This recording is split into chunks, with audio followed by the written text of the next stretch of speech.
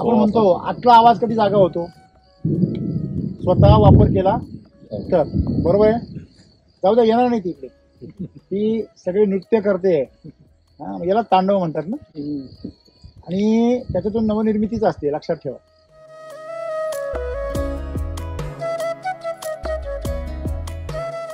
पावसामध्ये ज्यावेळेस वीज पडते तेव्हा जमिनीमध्ये नायट्रोजन लेवल वाढते आणि सगळीकडे हिरवगार होतं. बरोबर आहे. हे फुकटचं खत आपल्याला निसर्ग देतो, म्हणजे आपण म्हणतो आम्ही पिकवतो.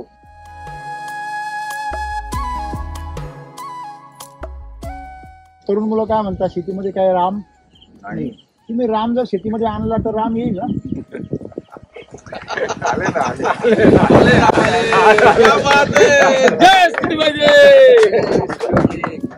तुम्ही शेतीत राम आणला तर तुम्हाला आराम भेटेल, हा, नाही तर शेती हराम होईल.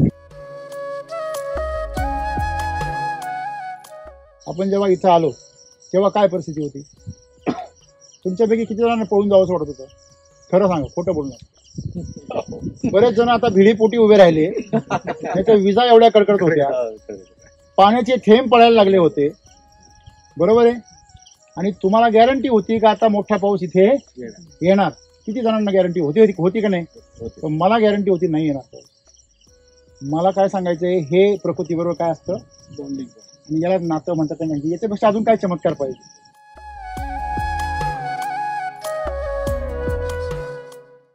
नाही, हे जेव्हापासून टाकून राहिलं तेव्हापासून जे काँग्रेस गावात ज्याला म्हणतो ते कमी आहे. तुम्ही बघा, तुम्ही ज्यावेळेस केमिकल टाकता, केमिकल टाकल्यापासून तण वाढली की नाही?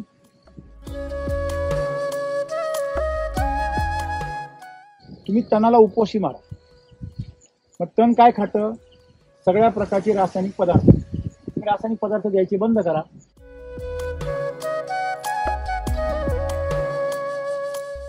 म्हणजे आपला समज असा आहे की जे जीवाणू जे आहे, म्हणजे जे फायटोप्थोरा असो, फुजारियम असो किंवा डिंक्याचे जे फंगस असो, ते झाडात जाऊ नये. बरोबर आहे. बरोबर आहे. तुमच्या पिकामध्ये त्या रोगाला वाढवणारे गुणधर्म आहे, म्हणून तो रोग तिथे जन्माला येतो.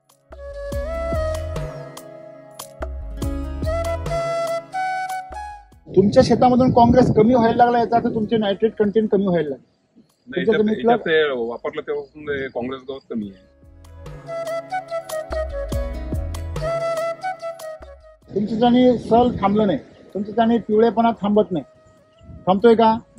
मला सांगा, किती शेतकऱ्यांना गळ थांबवण्यामध्ये यश आलं? हॅलो, कुठलं औषध आहे मार्केटमध्ये किती फवारलं की गळ थांबते? आपण काय करायला पाहिजे? माती सुपीक करायला पाहिजे की नाही? आपण माती काय करतोय? नापीक करतोय. माती आपण नरम करायला पाहिजे, भुसभुशीत. आपण ती काय करतोय? काय गॅरंटी? सगळ्यांना काय विश्वास?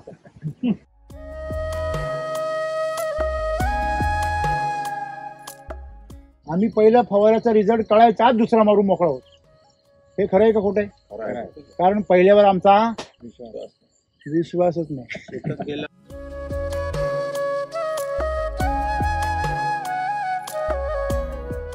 तुम्ही सगळ्यांनी एक मात्र ठाम आज इथून लिहून न्या, काय की केमिकलच रोगाचं मेन कारण आहे. केमिकलमुळेच रोग येत आहे, हे लक्षात ठेवा. केमिकलचा थेट संबंध रोगांशी आहे. तुम्ही केमिकल बंद करा, रोग बंद होणार.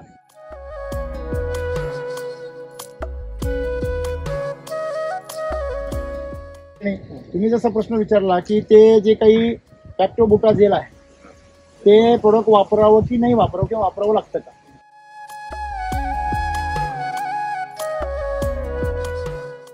ते सर मी 18ला म्हणजे हॉस्पिटलला गेले 17 वर्ष झाली. बर. हॉस्पिटल लाईनला आहे.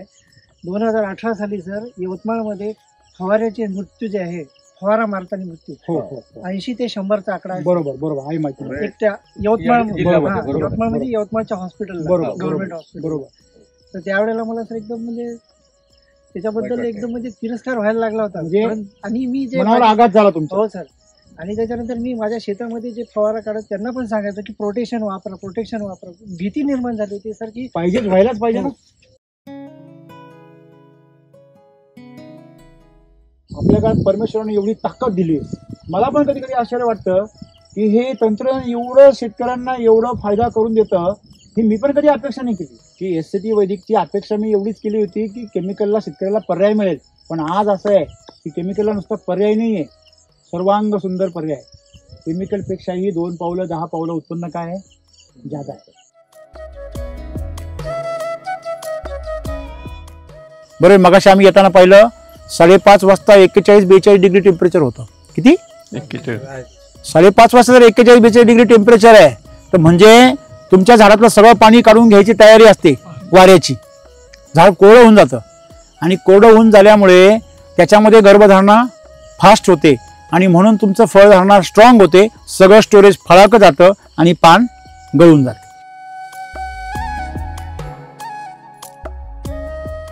एवढ्या रात्री आपण इथं बोलतोय, 7:45 वाजले, बरोबर आहे. एवढा हा गडगडाट चालू आहे, एवढे ढोल ताशांमध्ये स्वागत आहे, बरोबर आहे. आणि तो पाहतोय की मधून मधून एवढे फ्लॅश मारले तरी पण हे काय हालत नाही. बरेच फोटो काढले बरोबर. ते सगळे तो आज पोस्ट करेल इंदाच्या दरबारामध्ये. आपलेच माणसं आहे. हा, आपलेच माणसं आहे. हो, आपलेच माणसं आहे. आणि म्हणून मला सांगायचं काय आहे की या परीक्षेत आपण पास झालेलो आहे. मग असंच आपण आपल्या शेतीच्या परीक्षेत सुद्धा काय होऊया, पास होऊया. नमस्कार शेतकरी मित्रांनो, मी सागर पाचोरे. जर संपूर्ण विदर्भात तुम्हाला जर शेती संदर्भात किंवा इतर मार्गदर्शन हवं असेल तर माझा मोबाईल नंबर आहे 70 30 77 26 10. चलो चलो.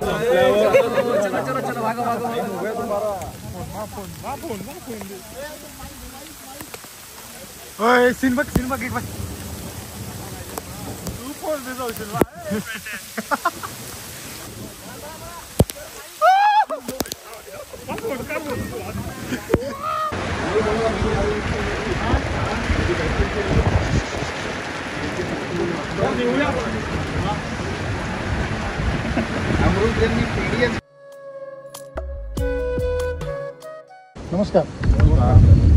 हा, तिकडे पण नमस्कार. तुमचा परिचय द्या. माझं नाव संजय शर्मा, हां. विलेज दामंत्री, तालुका तिवसा, जिल्हा अमरावती. इथे सगळं क्षेत्र किती आहे? इथे माझं जवळपास येणारे जे झाडं आहे ते जवळपास 1200 झाडं आहे, म्हणजे 10 एकर जवळपास. 10 एकर आहे, 1200 झाडं, म्हणजे 120 प्रति एकर मी लागवड केलेली आहे. आता किती वर्ष झाली? हे जवळपास 15 वर्षाचे आहे. 15 वर्ष. त्याच्यात तिकडे जे आहे तो 25 वर्षाचा आहे. तिकडे? हा, बापरे. तो 25 वर्षाचा आहे, 15 वर्षाचे आहे, ते 10 वर्षाचे आहे. तिकडचे म्हणजे प्रत्येक ही बाग किती क्षेत्र, म्हणजे किती क्षेत्र आणि किती झाड? 2.5 एकर बाग आहे ही. जवळ 510 झाडं, 525 होते, त्याच्यातले काही गेले. ही 15 वर्ष. हा, ही 15 वर्ष. आणि 25 वर्षाची किती झाड आहे? ते 200 झाडं आहेत. ते 200 आहे. आणि तिकडे किती म्हटलं ते? तिकडे ते 450 झाडं आहेत. अच्छा, ते किती वर्ष झाले? ते 10 वर्षाचे. 10, 15 आणि 25. 25. आणि येणारे बाकी त्याच्या बाजूला आणखी एक 3.5 वर्षाचा, 4 वर्षाचा बगीचा आहे.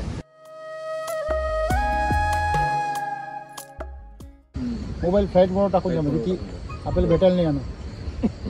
तुम्ही इथे बरेच मित्र एकत्र आलेले आणि तेच झाडाखाली ना आपण.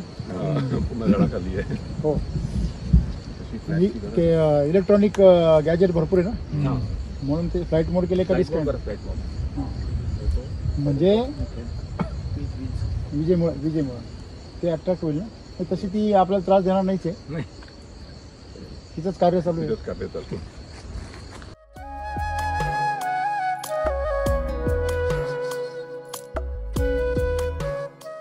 ज्या ज्या लोकांनी आपल्या रिटायरमेंटच्या काळामध्ये बगीचे लावले ना, ते पुन्हा सेकंड इनिंगला सुरुवात आहे तेवढ्याच जोमात.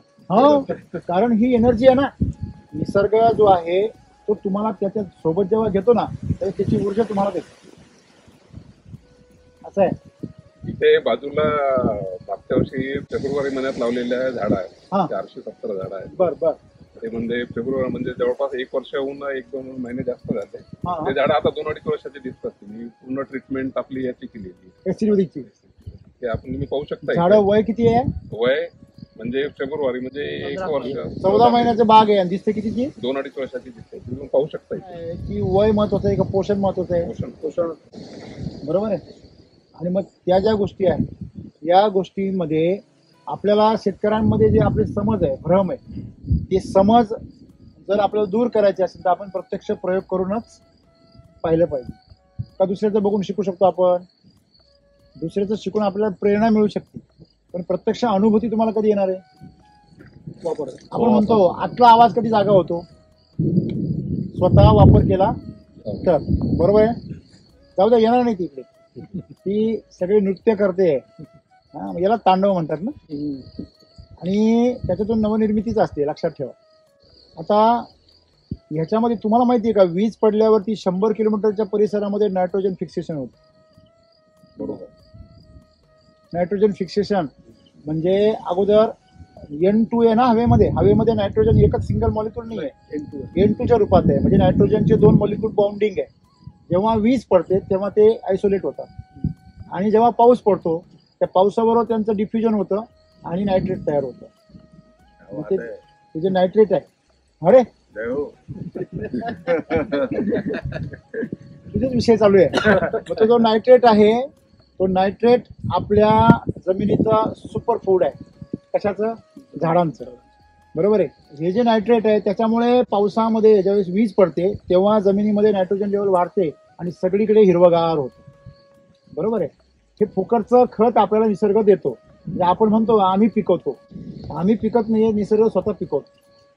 फक्त आम्ही काय करतो, त्याच्यामध्ये लुडबुड करतो. शेतकऱ्याने जर खऱ्या अर्थाने त्याला जे हवंय पिकांना ते जर द्यायला सुरुवात केली तर शेती फार सोपी आहे. पण ती अवघड कशामुळे आहे? आम्ही त्याला चुकीच्या दिशेने वळवायचा प्रयत्न करतो. आता गाडी तुम्ही रस्त्याने घेऊन आले, तुम्ही जर रस्त्यावरून खाली उतरवली तर काय होणार? ऍक्सिडेंट होणार की नाही? मग तेच चाललेले आहे. रस्ता सोडून आम्ही शेती करतो. साहेब बरोबर आहे, चुकीचं आहे?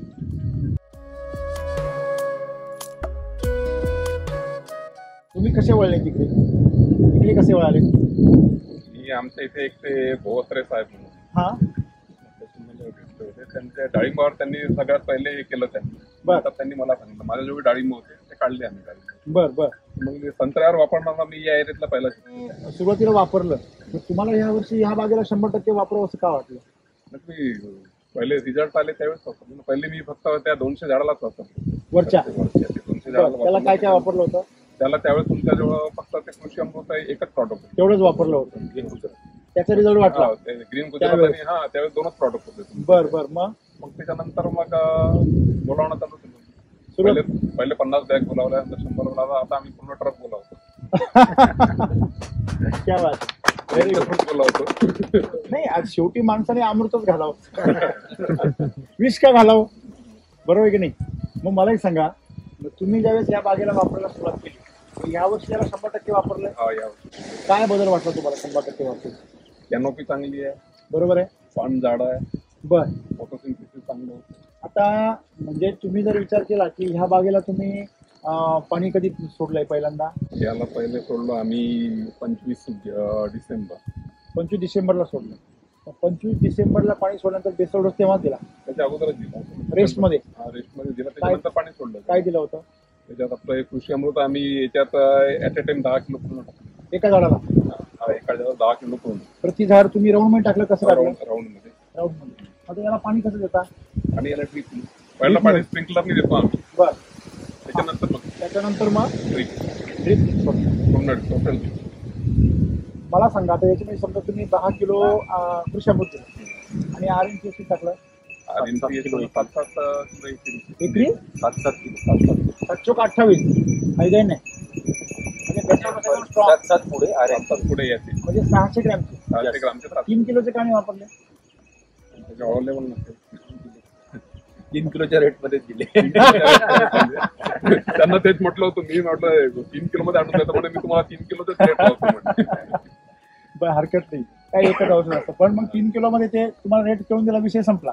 म्हणजे 7-42 म्हणजे 4-200 तुम्ही वापरला. म्हणजे दीड म्हणजे आपण त्याला काय म्हणतो, 1.5 पटीने वापरलं. झाडांच्या वयानुसार तुम्ही बरोबर त्याला केलं. हा पहिला रिझल्ट होता. नंतर दुसरा आता जुलैमध्ये, आता काही जून मध्ये. तेवढं एकावरच आहे? तेवढं एकावरच आहे? एकावरच. आता जून मध्ये देऊ जे काही द्यायचं.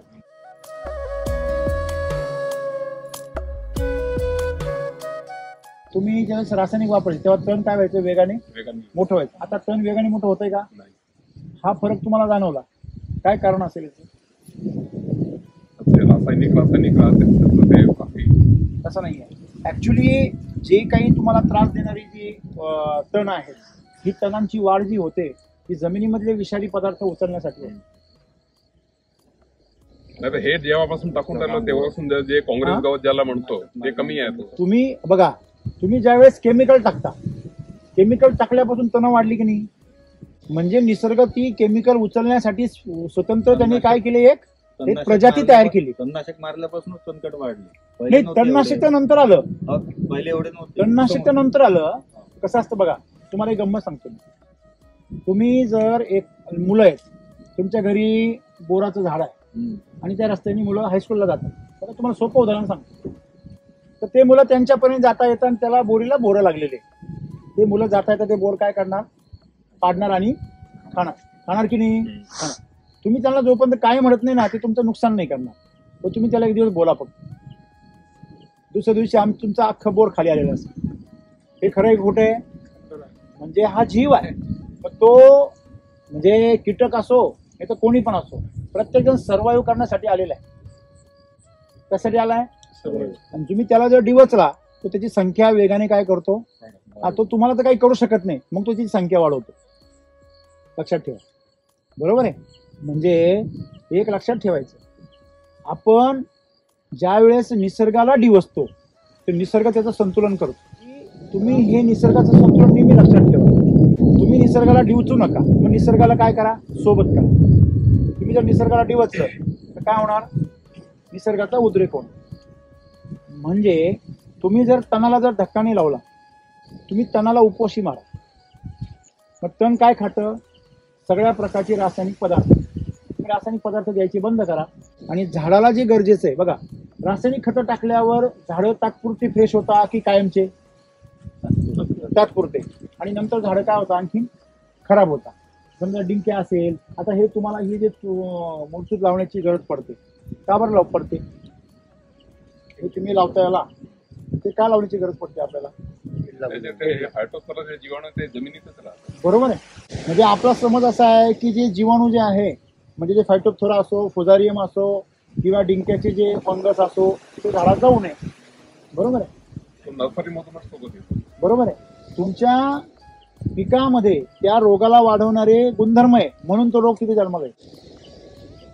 जर त्या रोगाला सहाय्य करणारे गुणधर्म जर नसतील, जसं या तणाला जर आपण खायलाच नाही घातलं तर तण पाण्याने वाढणार नाही कधी. पावसाने वाढणार असतं तर तिकडे बांधावर पण वाढला असतं, त्या डोंगरावर पण वाढला असतं. डोंगरावर वाढतो का काँग्रेस कधी? तुम्ही काँग्रेस कधी डोंगरावर पाहिला का कधी? तो शेतामध्येच काय येतो, तो कडू का असतो, तर तो सगळं विष उचलतो. तो सगळं विष उचलतो म्हणून तो कडू असतो. तो स्वतः ते पचवतो. मग विचार करा, तुमच्या शेतामधून काँग्रेस कमी व्हायला लागला, याचा अर्थ तुमचे नायट्रेट कंटेंट कमी व्हायला लागले. वापरलं तेव्हापासून काँग्रेस गवत कमी यायला लागलं. हे ऑब्झर्वेशन आहे. म्हणजे तणाला तुम्ही डिवचू नका, मग काय करा, त्याला खाद्य देऊ नका. आलं लक्षामध्ये?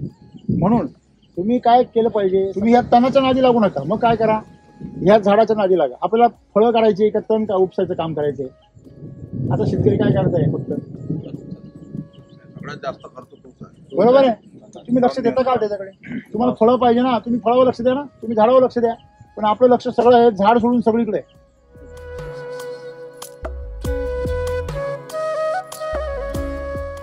की डिंक्या आला का, शेतामध्ये आल्यावर पहिला शेतकरी काय पाहतो, डिंक्या आहे का.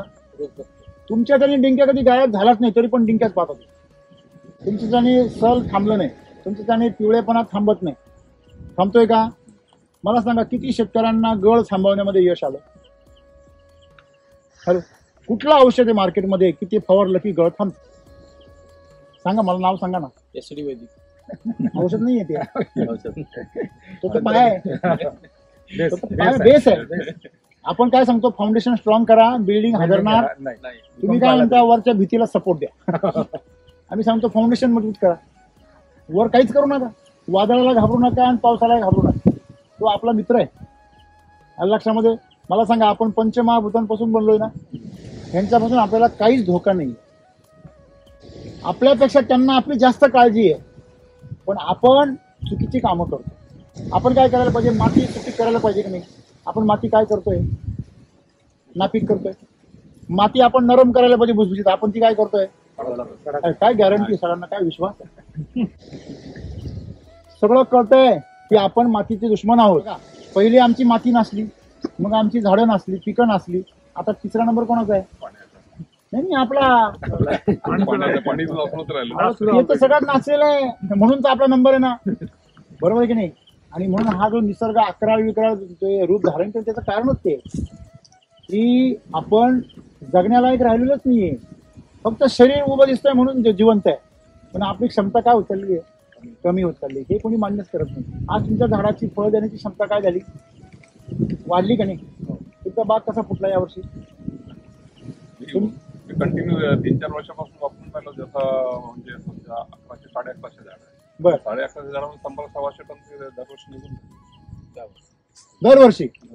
मागच्याच वर्षी थोडं ते दुर्लक्ष झालं म्हणून मागच्या वर्षी नाही आलं. बरं, 100-125 टन दरवर्षी. म्हणजे 1012 झाडामध्ये 100-125 टन तुम्ही काढता. म्हणजे एका झाडाला तुम्ही 100 किलो उतरवता.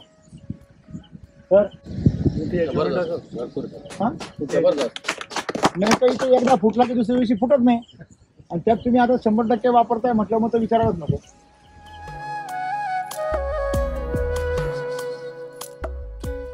तरुण मुलं काय म्हणतात, शेतीमध्ये काय राम नाही. तुम्ही राम जर शेतीमध्ये आणला तर राम येईल ना?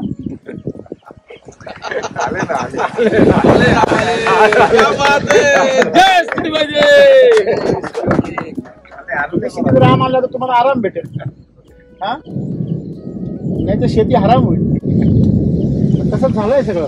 आपण जर बघा आपल्याच मातीमध्ये विष कालवणं हे हरामखोरी नाही, मग काय सगळ्यात मोठी हराम. मग त्या हरामखोरीमुळे आज आमच्या शेतीतला राम निघून गेला. आपण म्हणतो ना या गोष्टीत काही राम नाही बाबा, बरोबर आहे ना? राम नाही म्हणजे चैतन्य नाही, बरोबर आहे? तर ते चैतन्य जर आपण आणलं आणि ते चैतन्य तुमच्या मातीत तुम्ही टाकलं आणि ते झाडामध्ये दिसायला लागलं, मग शेतीमध्ये आपण काय केलं पाहिजे हे कोणालाच विचारू नका, तुमच्या झाडाला विचार आणि मातीला विचार. काय वाटतं तुम्हाला? हॅलो, खरं आहे का खोटं आहे? तुमच्या झाडाला काय पाहिजे झाडाला विचारा. कशावर ओळखा? समजा तुम्ही मला सांगा, तुम्ही या झाडाला काहीतरी दिलं तर तुम्हाला 15 दिवसांनी महिन्याभरामध्ये काहीतरी दिसतं ना? ते किती दिवस टिकतं हे सगळं तुम्ही जर निरीक्षण केलं तर तुमचा अनुभव काय होत राहील? वाढत जाईल. पण आम्ही तसं करतो का? नाही. आम्ही पहिलं फवाऱ्याचा रिझल्ट कळायचा आज दुसरा मारून मोकळा होतो. हे खरं आहे का खोटं आहे? कारण पहिल्यावर आमचा विश्वासच नाही. बोललं पाहिजे तुमच्यासोबत, बरोबर आहे. आणि मग गंमत अशी होते, फवारे एवढे 5 मारलेले असतात, नेमकी रिझल्ट कशाचा येऊ राहिला आणि कशाचा नाही येऊ राहिला हे कळतच नाही. मग दोष कोणाला द्यायचा हे बी कळत. कळलं का? म्हणून आपण एक लक्षात ठेवलं पाहिजे की आपल्या डोक्यामध्ये स्थैर्य पाहिजे. पण तुम्ही म्हणाल सर एवढं स्थैर्य एवढा अभ्यास करायला म्हणजे आमचं आयुष्य तरी केवढं आहे, आम्ही किती प्रयोग करायचे? तुम्ही तुमचं चाललंय ते चालू द्या, पण 4 झाडांवर प्रयोग करा ना. 4 झाडांवर 10 झाडांवर करू शकता का नाही?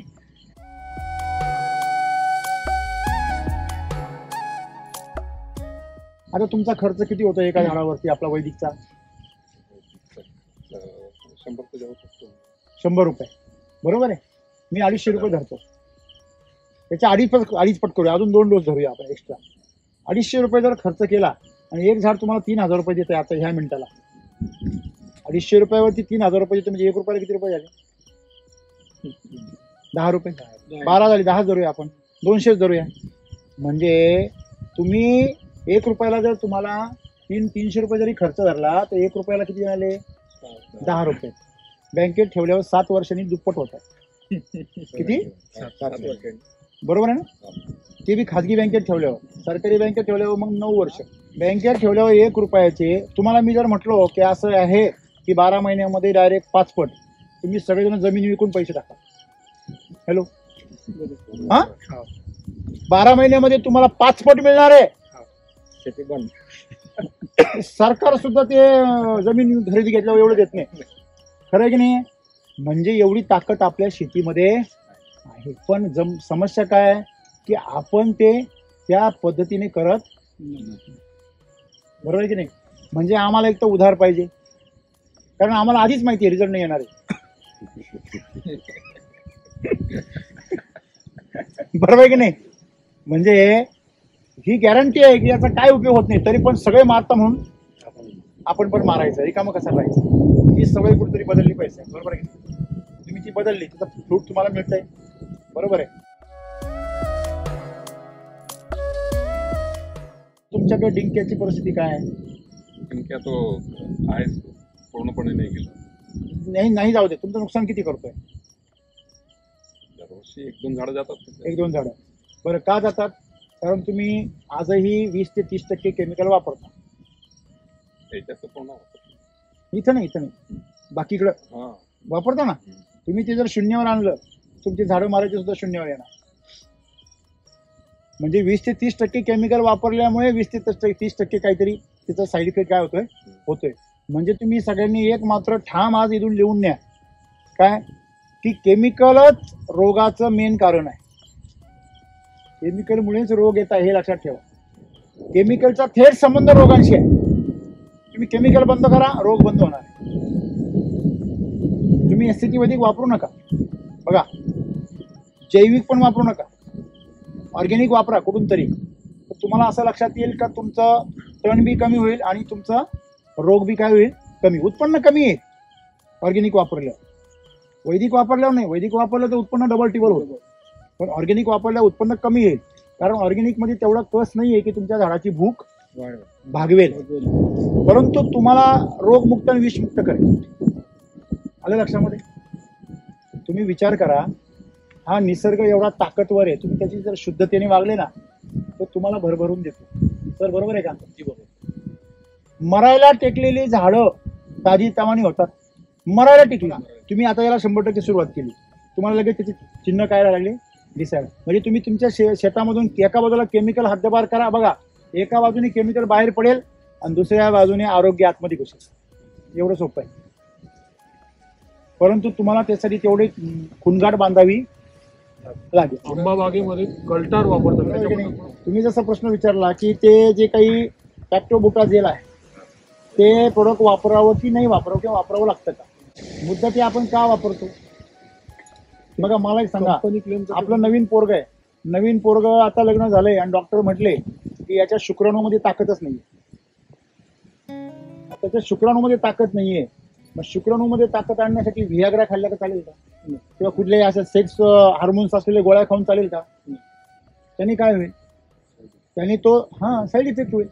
तो 2-4 रात्री पॉवर मध्ये दिसेल, पण नंतर त्याचं आयुष्य एकदम बरबाद होऊन जाईल. साहेब बरोबर आहे की नाही? त्या 2-4 रात्रीमध्ये त्याला जर गर्भधारणा झाली तर ठीक,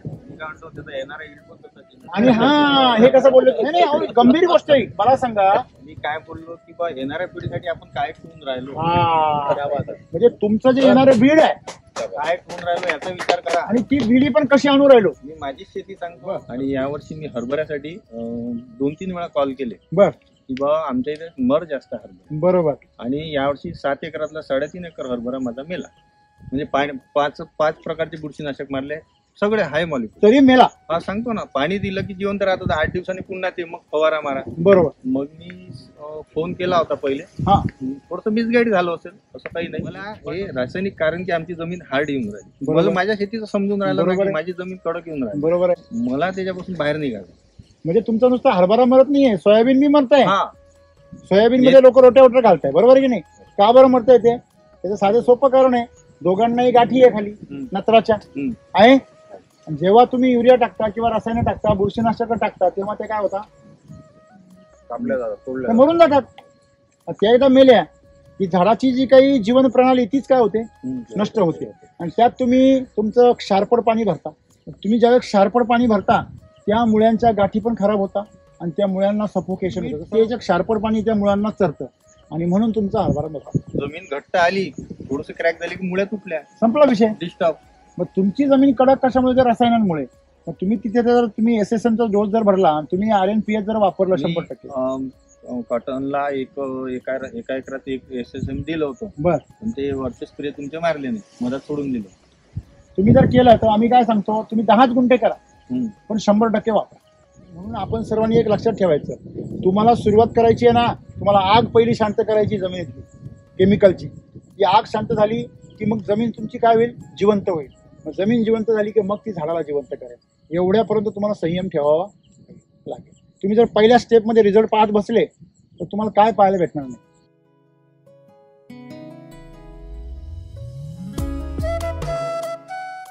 गहू मला SSM आता कृषी अमृत आणि SSM वर 3 किलो लावला होता. हा. आज आता काढलेला आहे. वर पाऊस झाकून ठेवलेला आहे. हा. प्रेशर आलं नाही. बरं. आता किती निघतोय? तर अंदाज काय तुमचा? 6 क्विंटल तरी निघा. 3 किलो मध्ये आम्ही कुदरत बोलवला. 650 रुपये किलोचा गहू बोलवला. 800 रुपये किलो 800 रुपये किलो आहे. प्रकाश सिंग रघुवंशी बरोबर आहे ना? 9 इंच लांब उंबी आहे. मग किती दाखवतो सर. इतनी आहे साहेब. काय बात करता? आता किती वेळ बघा तुम्ही तो. त्याच्यामध्ये सर ते देशी बियाणं आहे पूर्ण. हा, प्रोटीन पर्सेंटेज 38-39 आहे. म्हणजे 3 किलोला किती झाला? 6 क्विंटल होईल असा अंदाज आज काढून ठेवलेला आहे. हा. प्रेशर आलं नाही. नाही तर तुमच्यासाठी आम्हाला जर घेऊन येणार होतो. मूर्खात काढलं होतं लोकांनी. हा. गहू टोबत असतात का सोबत म्हणून. असतात. आणि मी बायकांना स्पेसिफिक सांगितलं होतं हा, 2 बियांच्या वरती पडले नाही पाहिजे. एका ठिकाणी. हा, सर. बरं, तुम्ही जर कंटिन्यू वापरलं तुमच्या जमिनीमध्ये काय होतो? बदल होतो. एकदा तुमची जमीन सुपीक झाली तर पूर्वी तुमची जमीन कशी पिकायची? 30 वर्षापूर्वी अतिशय कमी खर्च आणि काय म्हणायचं ते, काय भरायचं ते एका झाडामध्ये? बंडी.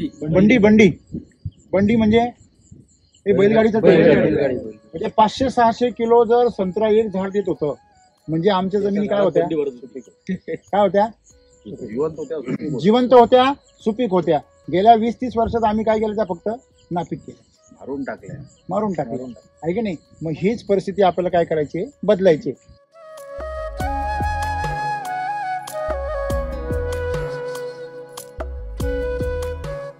तीन आपले काय आश्रय. पहिलं RNPH आणि K म्हणजे काय? Root charger, nutri charger, plant charger आणि हेल्थ चार्जर. याचे आपण एकरी 3 किलो. तुम्ही एकरात किती झाडं लावता? जर जास्त झाडं लावली असतील तर वाढवा. बरोबर आहे. ॲव्हरेज 7 ते 8 वर्ष झाडाला तुम्हाला एकरी 3 किलो RNPH, 12 किलो. बरोबर आहे ना सर? आणि कृषी अमृतच्या 10-12 बॅग मिक्स करून तुम्हाला सगळ्या झाडांना काय करायचे? बेसल डोस द्यायचे. राईट. त्याच्यानंतर RNPH SSM जे आहे म्हणजे सम्राट शक्ती, मिरॅकल आणि ह्युमस गोल्ड हे दाणेदार तुम्हाला काय करायचे? एक साधारणतः 2 महिन्यांनी 1.5 महिन्यांनी राऊंडमध्ये मातीमध्ये काढून द्यायचे. जसं आपण DAP देतो ना त्याप्रमाणे. आणि त्याच्यानंतर पुन्हा 3 महिन्यांनी म्हणजे पहिल्या दिवसापासून ते 3ऱ्या महिन्यापर्यंत परत बेसल डोस सेकंड भरायचा. हे जर तुम्ही सायकल जर चालवलं आणि मधल्या काळात तुम्हाला गरज वाटली तर शिलाजीत द्यायचं आहे. बरोबर आहे. मग हे सगळं ज्यावेळेस तुम्ही वापरता जसं जसं त्या झाडाचं सायकल पूर्ण होत जातं, पहिला डोस संपला की परत दुसरा, परत तिसरा, असं जर 3 बेसल डोस जर केले तर संत्र्याची बाग तुम्हाला एका वर्षामध्ये 250 किलो, हे झाड कमीत कमी 250 ते 300 किलो माल देऊ शकतो.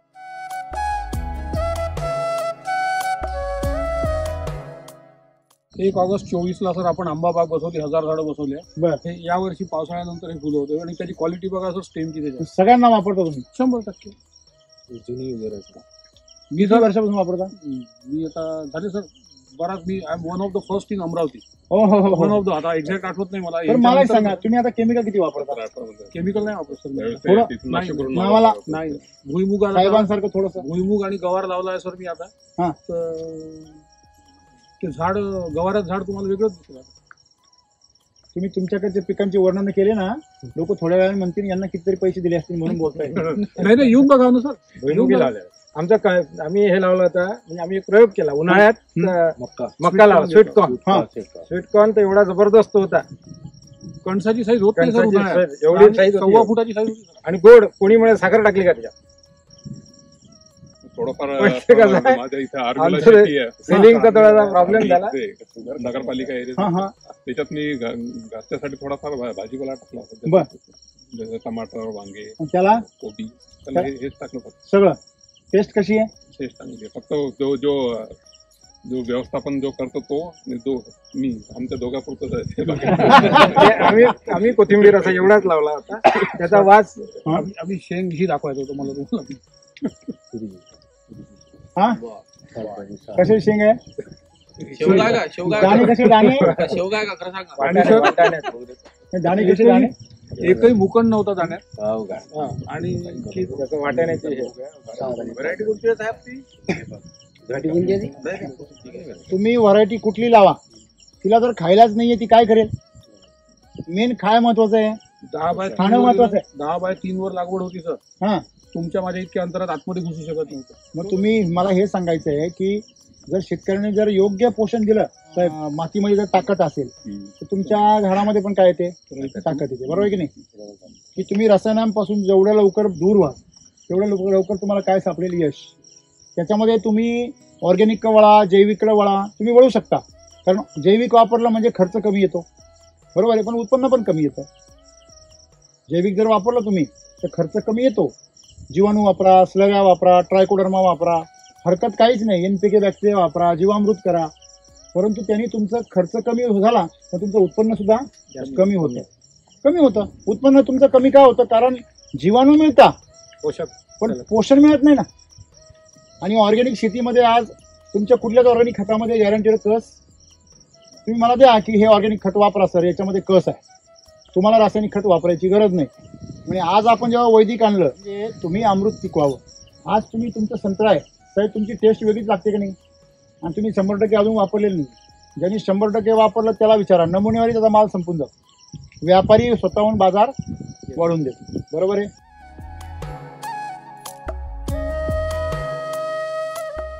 आपण जेव्हा इथं आलो तेव्हा काय परिस्थिती होती? तुमच्यापैकी किती जणांना पळून जावंसं वाटत होतं? खरं सांगा, खोटं बोलू नका. बरेच जण आता भिडीपोटी उभे राहिले, त्याच्या विजा एवढ्या कडकडत होत्या, पाण्याचे थेंब पडायला लागले होते. बरोबर आहे. आणि तुम्हाला गॅरंटी होती का आता मोठा पाऊस इथे येणार? किती जणांना गॅरंटी होती का नाही? तर मला गॅरंटी होती नाही येणार पाऊस. मला काय सांगायचंय, हे प्रकृतीबरोबर काय असतं, बॉन्डिंग. आणि याला नातं म्हणतात का नाही, याच्यापेक्षा अजून काय चमत्कार पाहिजे? तुमच्या आजूबाजूने सगळा पाऊस पडला पण तुमच्याकडे नाही. म्हणजे हे ऑरा असतो. तुमची जी श्रद्धा आहे ती अशी काम करता. तुम्ही एकदा संकल्प जर केला तर संकल्प शेवटपर्यंत नेण्यासाठी तुम्ही स्वतःशी स्वयंसिद्ध झाले पाहिजे. शेती जर करायची आहे ना, तुम्ही स्वतः आधी संकल्प केला पाहिजे. पण आपला संकल्प लगेच तुटतो सकाळी केमिकलचा जोडीदार भेटल्यावर. खरं ही खोटं आहे. आणि आपला संकल्प आपले वडील, आपले घरामधले चुलत भाऊ, आपले मित्र कोणी पण तोडून टाकतं, एवढा किरकोळ असतो. म्हणून आपण संकल्प केला पाहिजे आणि तो कृतीमध्ये उतरवला पाहिजे.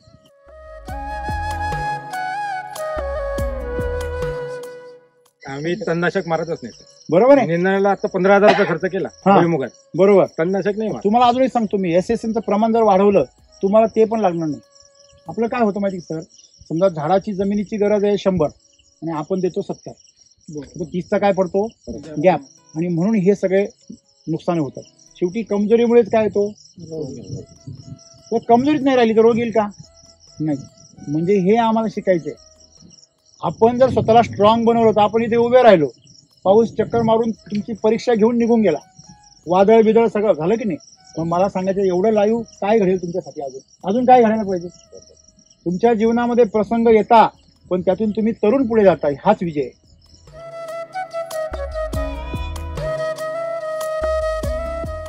तर मला एक सांगायचं होतं, मी यवतमाळला राहतो सर. माझी शेती इथे आहे सासूरवाडीला. बरोबर.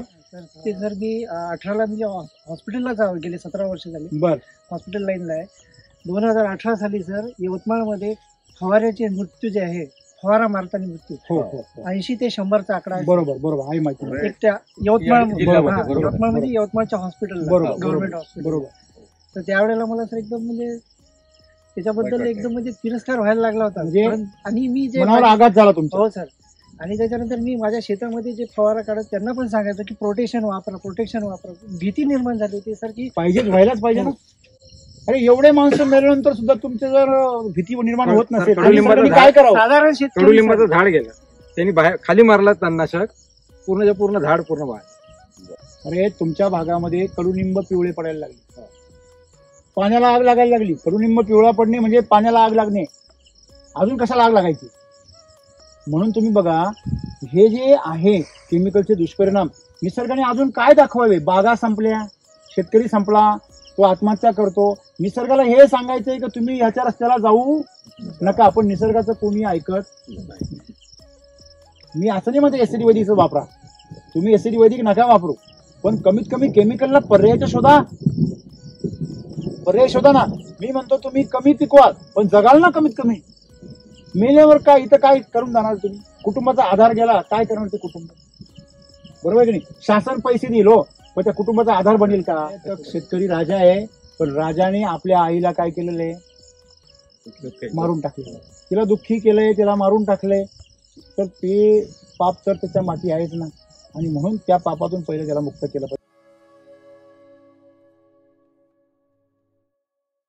आपल्या काळात परमेश्वराने एवढी ताकद दिली. मला पण कधी कधी आश्चर्य वाटतं की हे तंत्रज्ञान एवढं शेतकऱ्यांना एवढं फायदा करून देतं, ही मी पण कधी अपेक्षा नाही केली. आपलं मुलगा कलेक्टर होईल बापाला कधी वाटत पण नाही, ते झालं का हो? कमिशनर आहे की नाही. मग मला हे सांगायचं तुम्हाला की एससीटी वैदिकची अपेक्षा मी एवढीच केली होती की केमिकलला शेतकऱ्याला पर्याय मिळेल. पण आज असं आहे की केमिकलला नुसता पर्याय नाहीये, सर्वांग सुंदर पर्याय. केमिकलपेक्षाही 2 पावलं 10 पावलं उत्पन्न काय आहे जादा आहे, आणि क्वालिटी 1 नंबर आहे.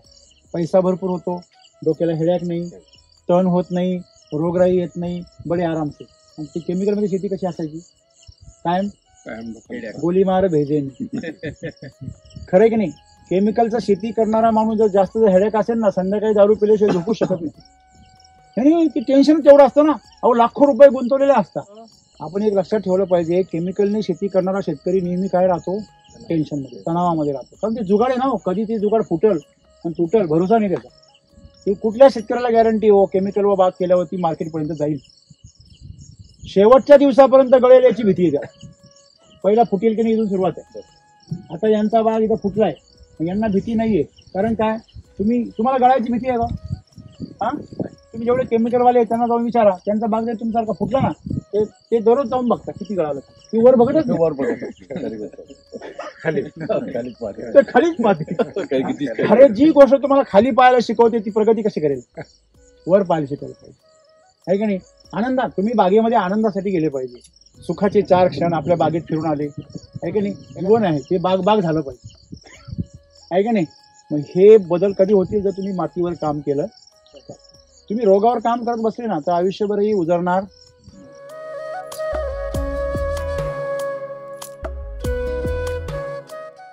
मातीचा आर काय आहे, RNPH.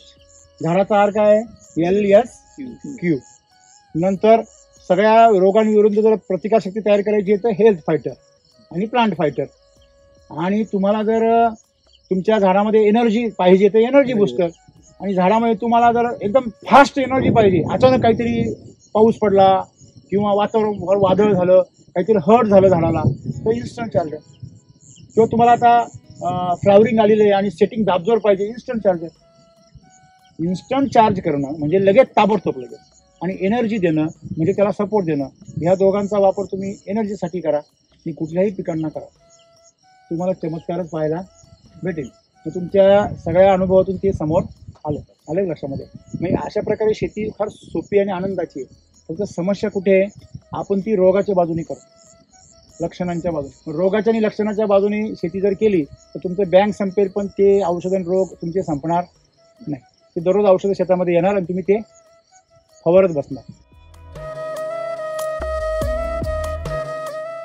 की तुमच्याकडे जे सेटिंग आहे, म्हणजे तुम्ही मगाशी स्पष्ट करून सांगितलं की गरम हवा इकडे फार असते.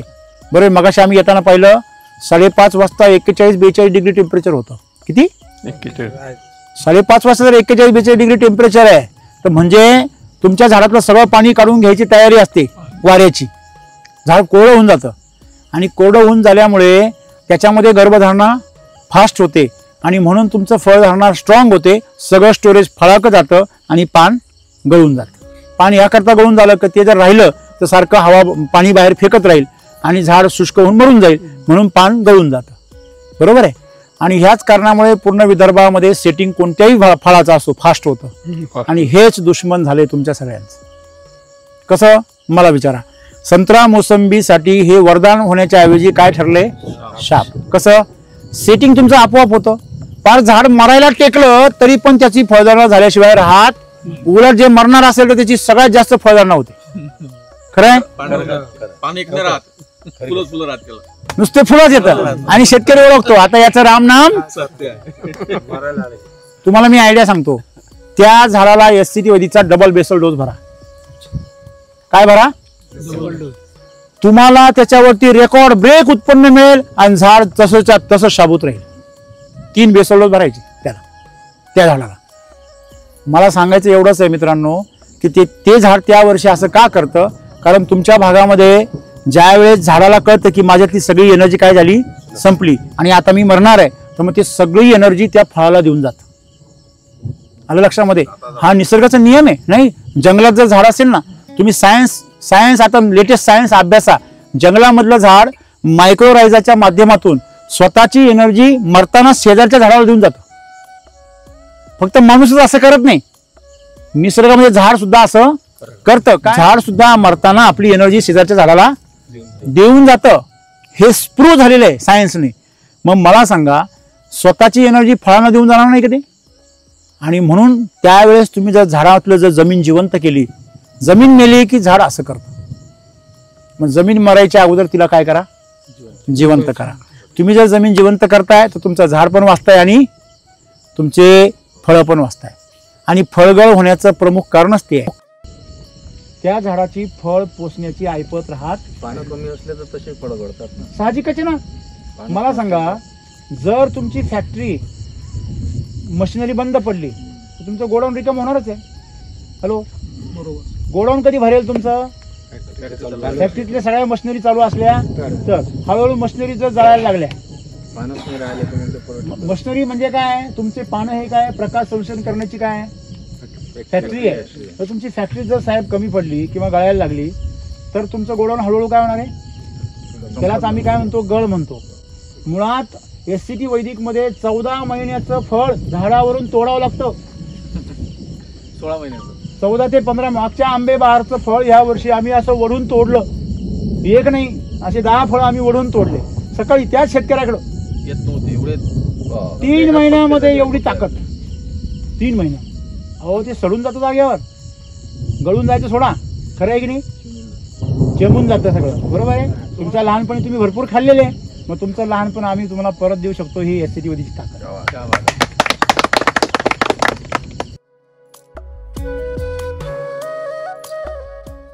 माझी एवढीच इच्छा आहे की विदर्भामधली जी वरदान आहे ते वरदानच साबित झालं पाहिजे.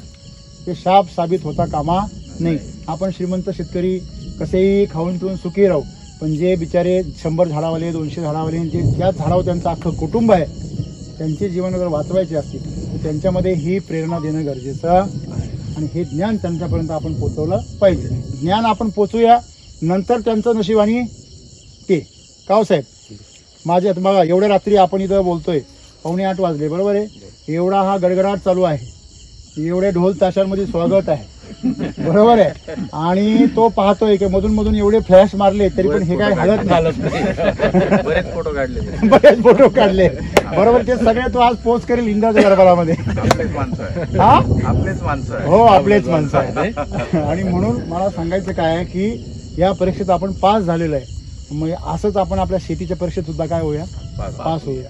त्याची पण इच्छा आहे की आम्ही येताना पाहिलं हे सगळं प्रचंड अवसान त्याचं पाहिलं, काय जबरदस्त ते येताना पावसाचं काय अवसान होतं इथं येईपर्यंत.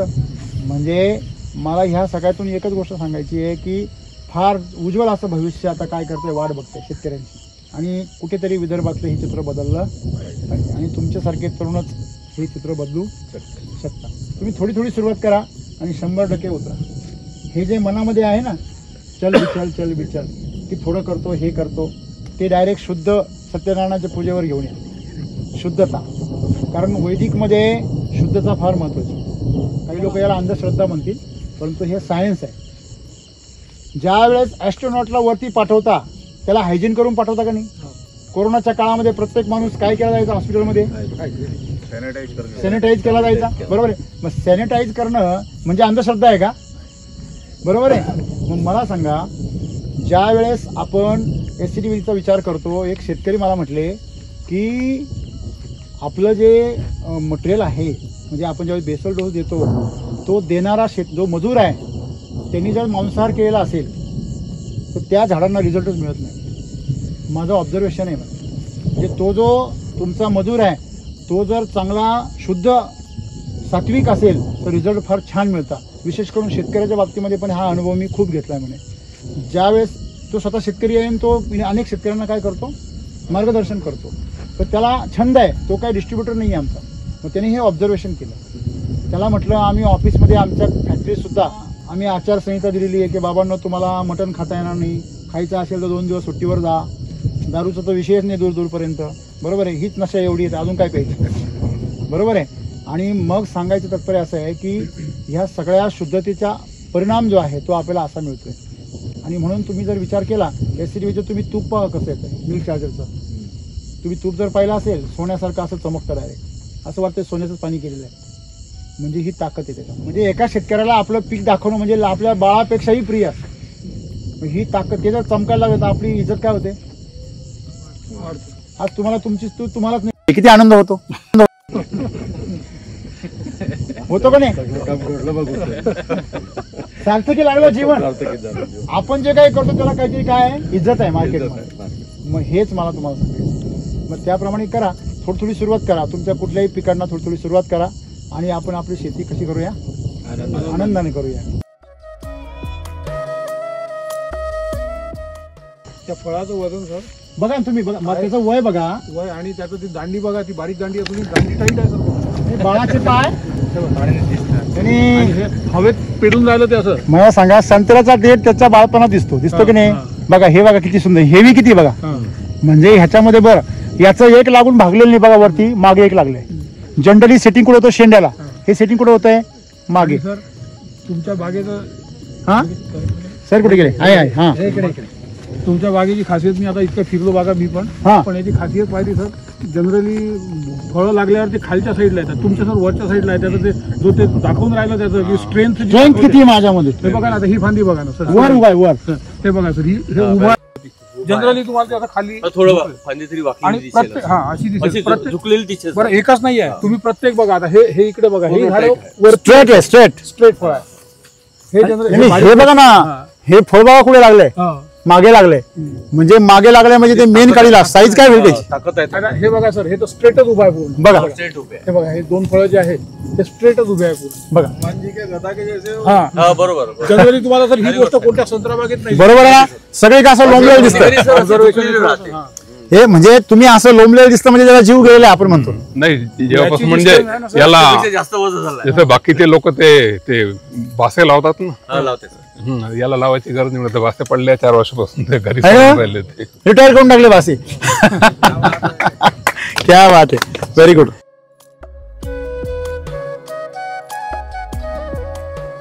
सगळ्या शेतकऱ्यांना तुमचं नाव आणि नंबर सांगा. माझं नाव संजय शर्मा, 9923 574766. ओके. तुम्हाला मार्गदर्शन. नमस्कार शेतकरी मित्रांनो, मी सागर पाचोरे. जर संपूर्ण विदर्भात तुम्हाला जर शेती संदर्भात किंवा इतर मार्गदर्शन हवं असेल तर माझा मोबाईल नंबर आहे 70 30 77 26 10. चलो चलो.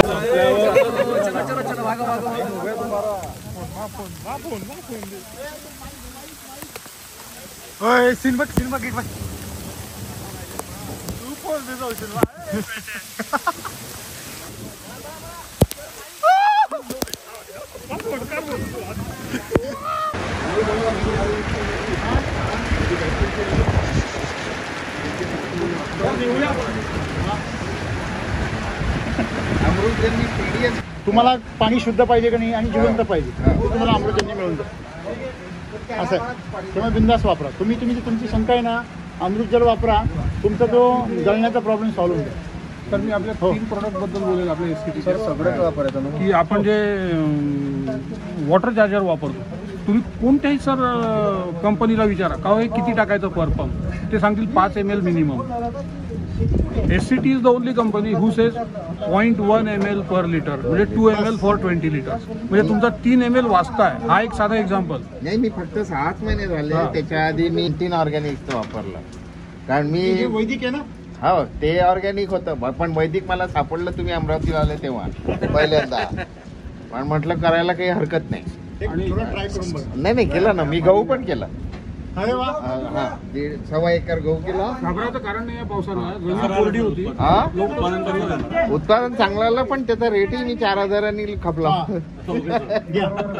अशा प्रकारे शेती केली तर फार सॉइल चार्जर घ्या. आपलं सॉइल चार्जर मध्ये जेवढं ऑर्गॅनिक कार्बन आहे तेवढं तुम्हाला जगात कोणत्याच हे चॅलेंजिंग आहे आणि पेटेंटेड आहे. विशेष म्हणजे काय आहे, पेटेंटेड आहे.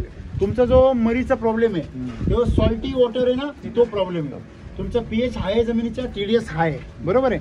तुमची जमीन सलाईन ज्यादा आहे, मग त्याच्यामध्ये जेव्हा तुम्ही कृषी अमृत आणि RNPS टाकणार आहे किंवा SSM टाकणार आहे, तुम्ही मला प्रश्न विचारला का सगळं वापरायचं का?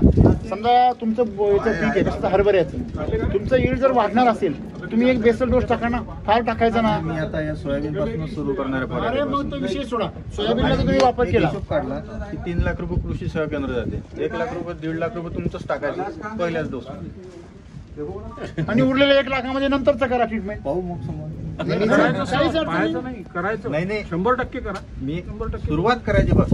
3 लाख तिकडे देता का नाही तुम्ही? 3 लाखाचं इकडे पण एक कॅपिंग लावून ठेवा, आणि 3 लाखाच्या पुढे 1 रुपया जे लागला तर मला फोन करा. फळ आणायला गेले तुम्ही बाजारातून, विचार पडतो की घरी न्यायची. नाही, तो प्रश्न तुमचा सुटून जाईल कायमचा. काय वाटतं तुम्हाला? घरी आपण फळ काय साठी नेतो? बरोबर आहे. आणि सगळ्यात जास्त केमिकल ते नाही, डॉक्टर लोक सांगतात ना फळं खाऊ नका. सगळ्यात जास्त केमिकल 3 वर्षापूर्वी मी खरबूज घेतलं होतं 1 एकर, 101% वैदिक, 101%. बर. आणि बागायता मी म्हणजे आणि बिया रोपं तयार करण्यापासून मी स्वतः केलो. टेस्ट कशी होती तुम्हाला सांगतो सर, 3 वर्षापूर्वीचा विषय आहे. आता 2 दिवसापूर्वी माझ्या मित्राचा फोन आला होता, अतुल म्हणे ते जे खरबूज होतं ते मी आजही नाही खाल्लं, तू लाव पुढच्या वर्षी. क्या बात. त्याच्यापेक्षा अजून काय proof पाहिजे? 3 वर्षांनी फोन केला सर, तर दॅट इज द अचिव्हमेंट. इंदोरला मी माझ्या सिस्टरच्या इथे ऑरेंज पाठवले होते. अच्छा, तुमचे स्वतःचे? त्यांचे एक मित्र आहे, त्यांच्या इथे त्यांनी ते ऑरेंज पाठवले. कुठे? इंदौरला. इंदोरला त्यांच्या मित्रांना? त्यांच्या मित्राला. बर. तो तो म्हणे ये ऑरेंज तुम्हारे साले को बोलो बोले कि वो क्या रेट में बेचते जो भी भाव बेचेंगे वो मैं देने को तैयार. वो पैकिंग भी भेजूंगा. हाँ, वो कार्डिंग के पैसे भी मैं दूंगा, ट्रांसपोर्ट के. हाँ, लेकिन मुझे वो ऑरेंज चाहिए. क्यों?